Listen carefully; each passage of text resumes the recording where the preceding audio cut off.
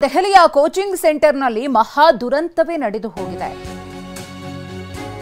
ದೆಹಲಿಯ ಕೋಚಿಂಗ್ ಸೆಂಟರ್ನಲ್ಲಿ ಆಗಿರುವಂತಹ ಮಹಾ ದುರಂತ ಇದು. ಕೋಚಿಂಗ್ ಸೆಂಟರ್ಗೆ ನೀರು ನುಗ್ಗಿ 3 ಸಾವನ್ನಪ್ಪಿದ್ದಾರೆ.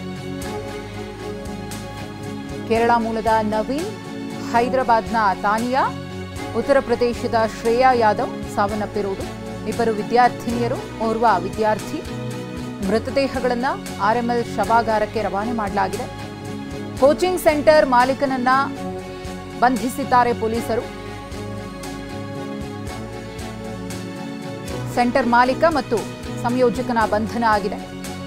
ದೆಹಲಿಯ ರಾಜೇಂದ್ರ ನಗರದಲ್ಲಿ ಇರುವಂತಹ ಕೋಚಿಂಗ್ ಸೆಂಟರ್ ನಿಯಮ ಉಲ್ಲಂಘಿಸಿರುವುದು ಸ್ಪಷ್ಟವಾಗಿದೆ. ನೆಲಮಾಳಿಗೆಯಲ್ಲಿ ಪಾರ್ಕಿಂಗ್ ಮತ್ತು ಸ್ಟೋರ್ ರೂಮ್ಗಾಗಿ ಅನುಮತಿ ಅಗ್ನಿಶಾಮಕ ದಳದಿಂದ ಪ್ರಮಾಣ ಪತ್ರದಲ್ಲಿ ಉಲ್ಲೇಖ ಆಗಿದೆ. ಮುಳುಗಿದ ಕೋಚಿಂಗ್ ಸೆಂಟರ್ನಲ್ಲಿ ಸಿಲುಕಿ 3 ವಿದ್ಯಾರ್ಥಿಗಳು ಸಾವನ್ನಪ್ಪಿದ್ದಾರೆ. ಒಂದು ಕಡೆ ಗಮನಿಸ್ತಾ ಇದ್ದೀರಿ ಎನ್ಡಿಆರ್ಎಫ್ ಸಿಬ್ಬಂದಿಯಿಂದ ಮೃತದೇಹಗಳನ್ನು ಹೊರತೆಗೆದಂತಹ ದೃಶ್ಯ. ಮತ್ತೊಂದು ಕಡೆ ಕೋಚಿಂಗ್ ಸೆಂಟರ್ನ ವಿರುದ್ಧ ಪ್ರತಿಭಟನೆ ಮಾಡಲಾಗ್ತಿದೆ.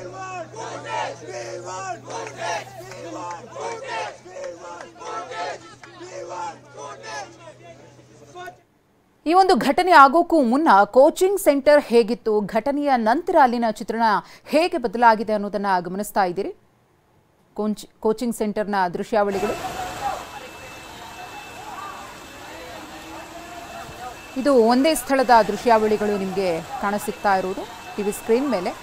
ಇದು ಮಳೆ ನೀರು ಸಂಪೂರ್ಣವಾಗಿ ಆವರಿಸುವ ಮುನ್ನ ಇದ್ದಂತಹ ದೃಶ್ಯ. ಒಂದು ಕಡೆ ಕಾರ್ ಪಾರ್ಕ್ ಆಗಿದೆಯಲ್ಲ, ರಸ್ತೆ ಖಾಲಿ ಇದೆಯಲ್ಲ, ಇದು ಮಳೆಗೂ ಮುನ್ನ ಇರುವಂತಹ ದೃಶ್ಯ. ಇದು ಮಳೆ ನಂತರದಲ್ಲಿ ಚಿತ್ರಣವೇ ಸಂಪೂರ್ಣವಾಗಿ ಬದಲಾಗಿ ಹೋಗಿದೆ.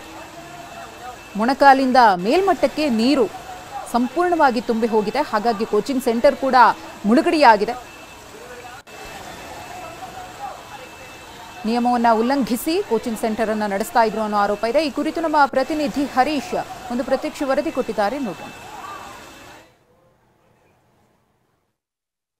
ಈ ಕುರಿತು ಮತ್ತಷ್ಟು ಮಾಹಿತಿಯನ್ನ ಕೊಡ್ತಾರೆ ನಮ್ಮ ಪ್ರತಿನಿಧಿ ಹರೀಶ್ ದೂರವಾಣಿ ಸಂಪರ್ಕದಲ್ಲಿದ್ದಾರೆ. ಹರೀಶ್, ಈ ಒಂದು ಕೋಚಿಂಗ್ ಸೆಂಟರ್ ಇದೀಗ ನಿಯಮ ಬಾಹಿರವಾಗಿ ಅಲ್ಲಿ ನಡೆಸಲಾಗ್ತಿತ್ತು ಅನ್ನೋ ಆರೋಪ ಕೇಳಿ ಬರ್ತಾ ಇದೆ. ಏನಾಯ್ತು ಅಂತ, ಘಟನೆ ಏನಿದು? ಮಧುಶ್ರೀ, ಓಲ್ಡ್ ರಾಜೇಂದ್ರ ನಗರ್ ಅಂತಂದ್ರೆ ದೆಹಲಿಯಲ್ಲಿ IAS UPSC ಓದುವಂತಹ ವಿದ್ಯಾರ್ಥಿಗಳಿಗೆ ಹಬ್ ಅಂತಾನೆ ಹೇಳ್ಬೋದು. ಅನೇಕ ಕೋಚಿಂಗ್ ಸೆಂಟರ್ಗಳು ಈ ಒಂದು ಪ್ರದೇಶದಲ್ಲಿದೆ.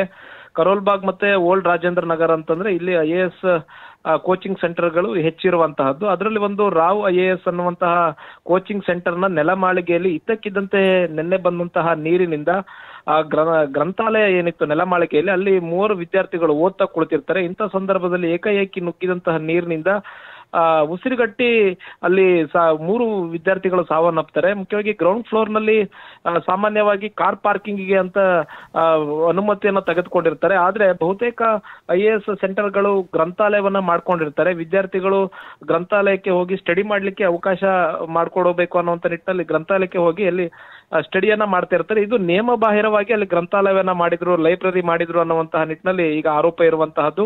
3 ವಿದ್ಯಾರ್ಥಿಗಳಲ್ಲಿ ಮುಖ್ಯವಾಗಿ ಕೇರಳದ ಒಬ್ರು ನವೀನ್ ಅಂತ, ತೆಲಂಗಾಣದ ಒಬ್ರು ವಿದ್ಯಾರ್ಥಿನಿ, ಹಾಗೆ ಉತ್ತರ ಪ್ರದೇಶದ ಒಬ್ಬರು ವಿದ್ಯಾರ್ಥಿನಿ, 3 ಸಾವನ್ನಪ್ಪಿರುವಂತಹದ್ದು. ಮೃತದೇಹಗಳನ್ನ ಈಗ ಹೊರತರಲಾಗಿದೆ. RML ಆಸ್ಪತ್ರೆಯಲ್ಲಿ ಶವಾಗಾರದಲ್ಲಿ ಇಡಲಾಗಿದೆ. ಮತ್ತೆ ಅವರ ಪೋಷಕರಿಗೂ ಕೂಡ ಮಾಹಿತಿಯನ್ನ ನೀಡಲಾಗಿದೆ. ಅವರ ಪೋಷಕರುಗಳು ಕೂಡ ಈಗ ದೆಹಲಿಯತ್ತ ಬರ್ತಿದ್ದಾರೆ. ಒಂದ್ ಕಡೆ ವಿದ್ಯಾರ್ಥಿಗಳು ಆಕ್ರೋಶವನ್ನ ವ್ಯಕ್ತಪಡಿಸ್ತಾ ಇದ್ದಾರೆ. ಕೋಚಿಂಗ್ ಸೆಂಟರ್ ನಲ್ಲಿ ಓದ್ತಾ ಇರುವಂತಹ ವಿದ್ಯಾರ್ಥಿಗಳು ಬೀದಿಗೆ ಇಳಿದು ಹೋರಾಟವನ್ನ ಮಾಡ್ತಾ ಇದ್ದಾರೆ, ಪ್ರತಿಭಟನೆಯನ್ನ ಮಾಡ್ತಾ ಇದ್ದಾರೆ. ಇದೊಂದೇ ಸೆಂಟರ್ ನಲ್ಲಿ ಈ ತರದ ಪರಿಸ್ಥಿತಿ ಅಲ್ಲ, ಬಹುತೇಕ ಸೆಂಟರ್ಗಳಲ್ಲಿ ಇದೇ ರೀತಿಯಾದಂತಹ ಪರಿಸ್ಥಿತಿ ಇದೆ. ನೀರು ನುಗ್ಗಿದ ಇದು NCD ಯಾವುದೇ ರೀತಿಯಾದಂತಹ ಕ್ರಮವನ್ನ ವಹಿಸಿಲ್ಲ. ಮುಖ್ಯವಾಗಿ ಈ NCDಯ ಅಜಾಗರೂಕತೆಯಿಂದಲೇ ಈ ರೀತಿ ಆಗಿರುವಂತಹದ್ದು. ಸಾಕಷ್ಟು ಬಾರಿ ಈ ರಾವ್ ಸೆಂಟರ್ ಏನಿದೆ, IAS ಸೆಂಟರ್ ಏನಿದೆ, ಇಲ್ಲಿಯ ವಿದ್ಯಾರ್ಥಿಗಳು ಕಂಪ್ಲೇಂಟ್ ಮಾಡಿದ್ರು. ಆಗಾಗ ನೀರು ನುಗ್ಗುತ್ತೆ, ಸ್ವಲ್ಪ ಮಳೆ ಬಂದ್ರು ಕೂಡ ಆ ನೆಲಮಾಳಿಗೆಯಲ್ಲಿ ನೀರು ನುಗ್ಗುತ್ತೆ, ಇದನ್ನ ಸರಿ ಮಾಡಬೇಕು ಅನ್ನುವಂತ ನಿಟ್ಟಿನಲ್ಲಿ ಮನವಿಯನ್ನ ಮಾಡ್ಕೊಂಡಿದ್ರು. ಆದ್ರೂ ಕೂಡ MCD ಅವರು ಯಾವುದೇ ರೀತಿಯ ಕ್ರಮ ಕೈಗೊಂಡಿಲ್ಲ ಅನ್ನುವಂತ ನಿಟ್ಟಿನಲ್ಲಿ ಆಕ್ರೋಶವನ್ನ ಹೊರಹಾಕ್ತಿದ್ದಾರೆ. ಮುಖ್ಯವಾಗಿ ಕಾಂಗ್ರೆಸ್ ನಾಯಕರುಗಳು ಕೂಡ ಆಕ್ರೋಶವನ್ನ ಹೊರಹಾಕಿದ್ದಾರೆ. ಆಪ್ ಸರ್ಕಾರದ ವಿರುದ್ಧ ಆಕ್ರೋಶವನ್ನ ಹೊರಹಾಕಿರುವಂತಹದ್ದು. ವಿದ್ಯಾರ್ಥಿಗಳು ಓದ್ಲಿಕ್ಕೆ ಇರ್ತಕ್ಕಂತಹ ಕೋಚಿಂಗ್ ಸೆಂಟರ್ಗಳಲ್ಲಿ ಯಾಕೆ ಈ ರೀತಿ ಅವ್ಯವಸ್ಥೆ ಇದೆ ಅನ್ನುವಂತ ನಿಟ್ಟಿನಲ್ಲಿ ಕೂಡ ಪ್ರಿಯಾಂಕಾ ಗಾಂಧಿ ಅವರು ಪ್ರಶ್ನೆಯನ್ನ ಮಾಡಿದ್ದಾರೆ. ಮಧುಶ್ರೀ, ಧನ್ಯವಾದ ಹರೀಶ್ ತಮ್ಮ ಮಾಹಿತಿಗಾಗಿ.